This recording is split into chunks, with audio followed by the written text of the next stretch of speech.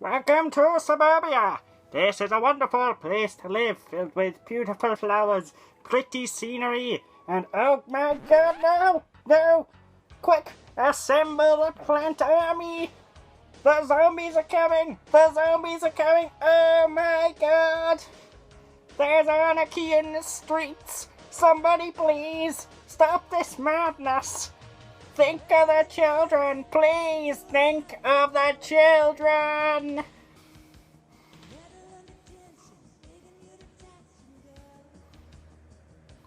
Well, okay then.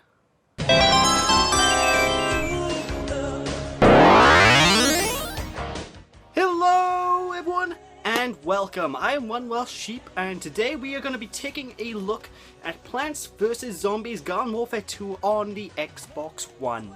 And this is a sequel to the original Plants vs Zombies Garden Warfare game, which anybody going into this review expecting me to compare this to the original title, don't bother, because, well, simply put, I never played the original game, so I'm going to go into this fresh, and I am going to be reviewing this on its own merit. So without any further ado, let us begin. Starting off in this game, you begin in the place called Zomburbia, and it's basically the same place where the initial cutscene begun. Clearly, the zombies won. Says a lot about the first introduction of the plants, doesn't it? So we get started off in this one place, and zombies here are afraid as hell of plants. They despise plants, they despise weeds and what have you. So they set up all these armored sensors everywhere across the town, which will go off at the single sight of a plant. So here we begin. We basically enter the world as a sunflower growing up from a patch of dirt within Zomburbia. And all the zombies immediately catch hold of this because the alarms start going off like mad. It kind of makes you think, what would they do? What would they react to if they ran into something like a dandelion while having a walk? Just be walking along. Oh my god, holy shit, there's a dandelion! Billy, fetch the rocket launcher! You know, this is kind of insane when you think about that. But anyway, basically they set off alarms and all of the hordes that are currently living within the city start to chase after you in your sunflowery state. God knows why. I mean, look at it. It's so adorable. So you have to fend them off and shoot them off your back as you continue to go through continue to adventure through the city to reach the end. And once you reach the end of the city, you get picked up by the main sort of general, I guess, he's basically protagonist of the plants side. And I gotta say right now, anybody expecting any sort of narrative of this game, you're gonna be greatly disappointed with this one, folks, because there's no major plot, there's no intriguing narrative to worry about. There is simply plants have an army, zombies have an army, the two clash. So anyone looking into this looking for a deep detailed plot, you're going to be gravely disappointed. However, saying that, there is narrative in this game. There are a couple of lines of dialogue that are given to a lot of NPCs in the environment to try and fluff up the world building and try to get you hyped for missions and what have you, but that's about all there is to it. There's no real overarching plot. After you've overcome all of the enemy encounters in the Zomburbia area, you will then be introduced to the backyard. Now the backyard primarily serves as our basic overworld for this game. Here you'll find yourself going to different stands that are in the area to check on either your stats. You can change your character classes because there's multiple character classes, there's loads of them to go through. I'll talk a bit more about that later on. You can pick up quests, which come in two varieties. You can either have multiplayer quests or single player campaign quests. Now the single player campaign, like I said previously, has no major plot, it just exists.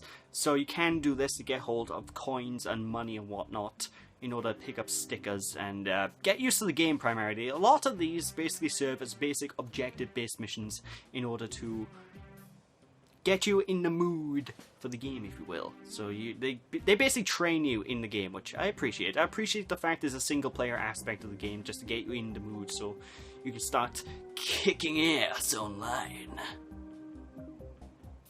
You're also able to go to Garden Ops from this overworld area, and Garden Ops is basically a wave-based survival mode. You can either do this with friends or you can do this solo, and it's surprisingly addictive. I like Garden Ops. For the most part, you just basically set up a point, then waiting for waves of enemies to come at you, and then you can deal with them in any ways you can. You can set traps to try and help stop them. It's a pretty fun game mode. I do really enjoy it.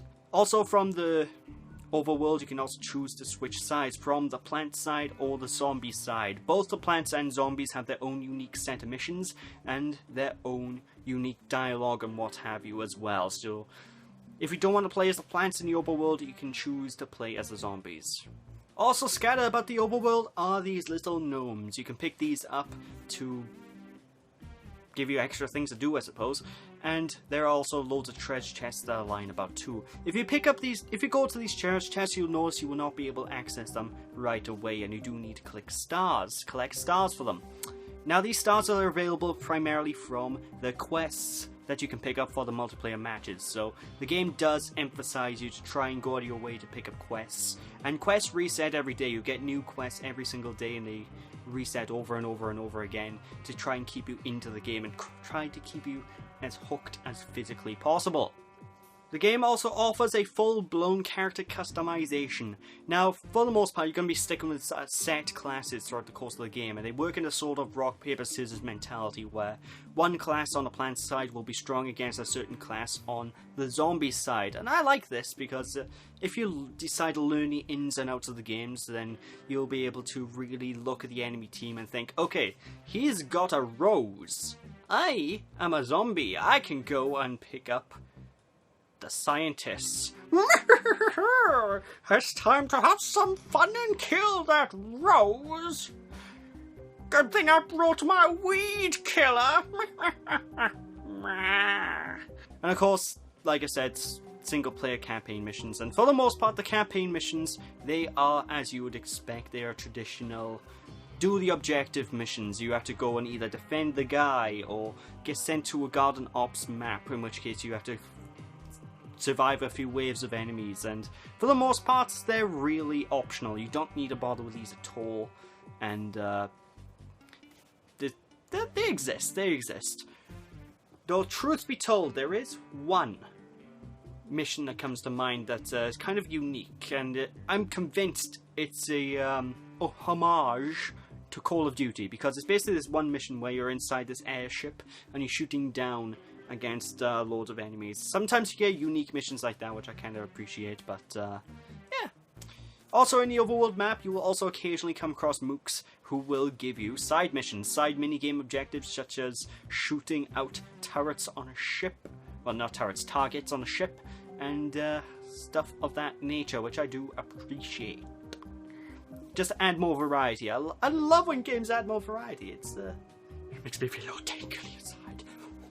You can also collect extra collectibles for your playable characters as well, like extra costumes and extra power-ups and extra character variants as well. You can even unlock extra character variants, which are additional types of character classes you can pick up.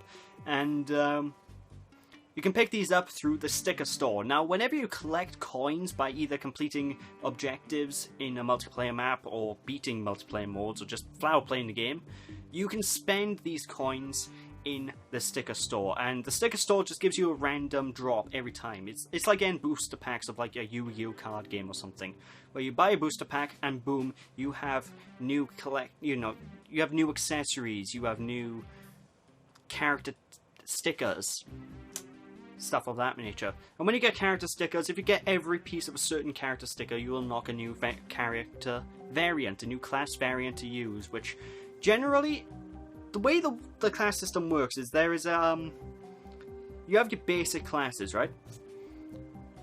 These basic classes also have subclasses that are all slightly different variants of each other. For example, you have the basic sunflower, then you have a fire sunflower, for example, or you have a pirate guy, you have a fire pirate guy in it. They have some minor differences here and there.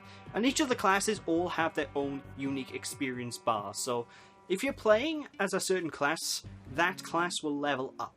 However, if you want to level up multiple classes at once, there is no way to do that. You need to play as every class constantly to level them all up. This is a bit of a double-edged sword. I kinda like this and I don't like this. Because I like it, obviously, because it increases the game time. This game is chock full of content. You can play it for ages.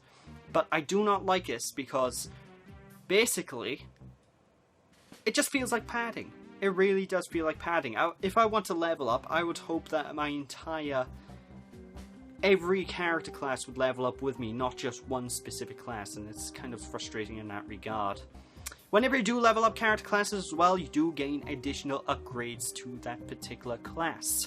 For example, you can reduce the delay on which it takes for your health to regenerate after you get shot. Which many people would say this would break the balance of the game, but I find the game really balanced overall. So you would think it would break the balance of the game, but it doesn't really tend to do that too much. And if you worry about balancing issues such as that, you can go into the Welcome Mat sort of game mode playlists that they offer, which allows you to play online using no character upgrades. Every player will be at the exact same level as you, which I do appreciate. But with that, now it's time to move on to the main chunk of the game itself, the multiplayer mode, the thing that the game is built around. Now, the multiplayer mode has a number of game modes, including Vanquish. Now, the Vanquish game mode is basically a traditional team deathmatch sort of deal. Whoever gets the most kills wins, whoop-de-doo. Then you have Vanquish Confirmed. Now, this game mode allows you to do the exact same thing as Vanquish, only whenever you kill an enemy team, they'll drop this glowy orb of power. And you have to pick up this glowy orb of power to gain yourself points. If you fail to pick up the glowy orb of power, the enemy team can pick up the orb of power that his teammate dropped and remove the point from being collected. So it's a really good game mode, and it allows you really to not camp. If you're playing a game mode like this, you can't camp. It encourages you to come out in the open. It encourages you to go and pick up the orbs, pick up the things that the people drop in order to try and get hold of the points for your team. There's also Gnome Bomb. I don't like Gnome Bomb. It's frustrating as all hell. Basically, there's a gnome in the middle of the map, and what you need to do is you need to pick up the gnome and take it to the enemy's point. Sounds simple in concept, right? Well, the problem with this mode is the enemy's coming from the exact same gnome as you're coming for, so it just comes out as a massive, massive cluster of people shooting. I don't like that game mode. Next up is Turf War. Now, the Turf War game mode is probably my favourite of the bunch, and it basically allows you to do a load of objectives while trying to push back as many enemies in the opposing team as possible. And it's sort of a progression-based game mode where you start off at one end of the map and you push all the way to the other end of the map in order to ultimately take down the zombie or plant menace, depending on which side you are on. I love this game mode. It's so much fun to get through. It's addictive as all hell. But the only sort of issue I can sort of have with this game mode is it does take some time to play through. It is a bit of a lengthy match every now and then, depending on your luck. So, the next game mode is called Suburbanation, and if anyone's been playing Battlefield or Battlefront, Star Wars Battlefront, then you will know this game mode because this is basically the game mode these games are modeled after.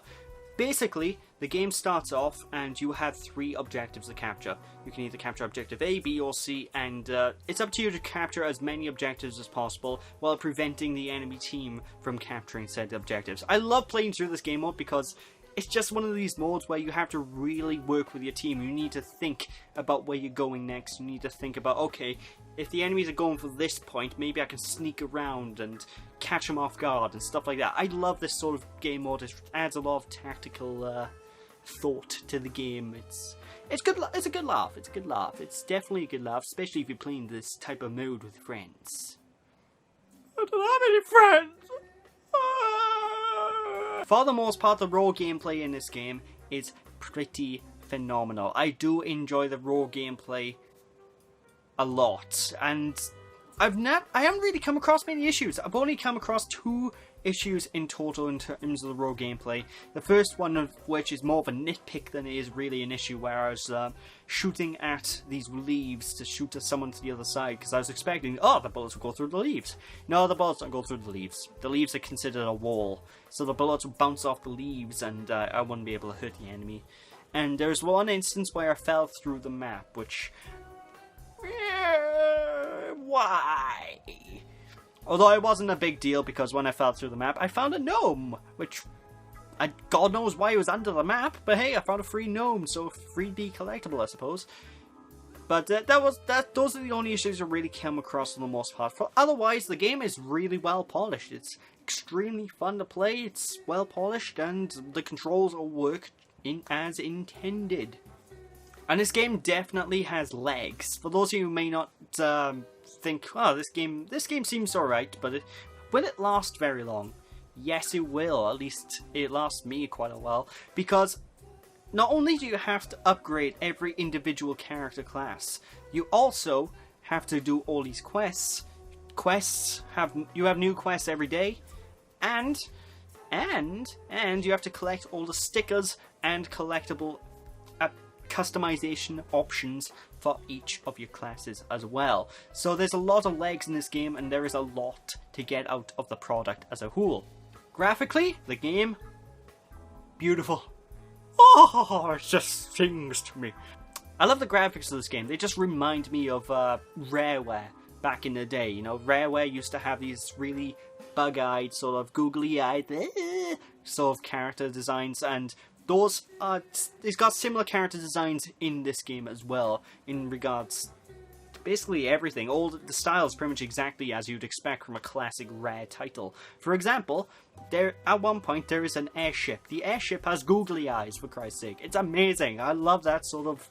And while the game isn't too phenomenal looking in terms of the technical side of things, like everything could be done on probably the 360 quite easily, the game still looks good despite that, and it's a perfect example, it's a perfect testament to how I think more cartoony games need to be on this market, goddammit.